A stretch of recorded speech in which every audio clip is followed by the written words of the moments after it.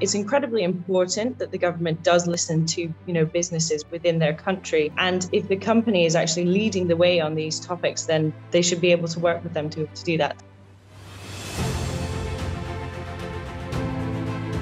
I'm going to talk a little bit about what are science-based targets and then give a bit of an understanding about what net zero means at the company level. Science-based targets are short to medium corporate emission reduction targets that are in line with the level of decarbonisation that's needed to keep global warming within 1.5 and 2 degrees above pre-industrial levels. So really, they can be seen as a translation of global goals in the Paris Agreement into specific company goals. And really, the idea is that this will just show a company how much and how fast they need to reduce their greenhouse gas emissions to stay within these temperature goals. We've actually announced a new strategy as of a couple of months ago that we will no longer be allowing well below 2 degrees targets as of next year, and really ramping up the ambition to align with 1.5C. So really, just to kind of recap, so we have the Paris Agreement goals, which are mitigation goals for the global economy. They're really long term, so we're looking at 2050 in that Paris Agreement goal, and it's expressed in a temperature metric. What science-based targets do is they translate that target and they make sure that they cover the most relevant emission sources for a company within its value chain. So not just looking at its own operations, but looking at its supply chain and its customers. Science-based targets in comparison to the Paris Agreement are a shorter time frame. So we are looking at a 5 to 15 year time frame for targets.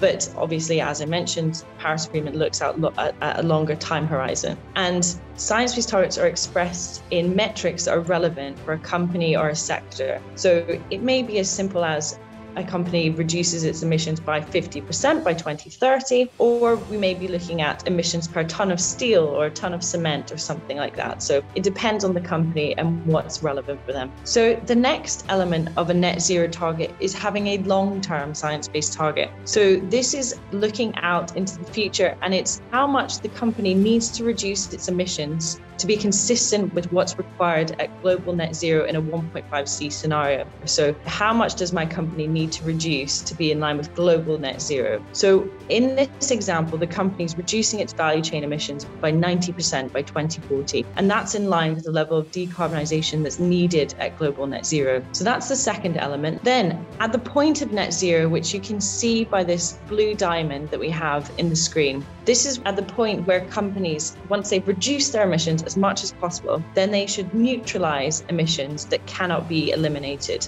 So in this example, the company is reducing its value chain emissions to a level that's consistent with net zero.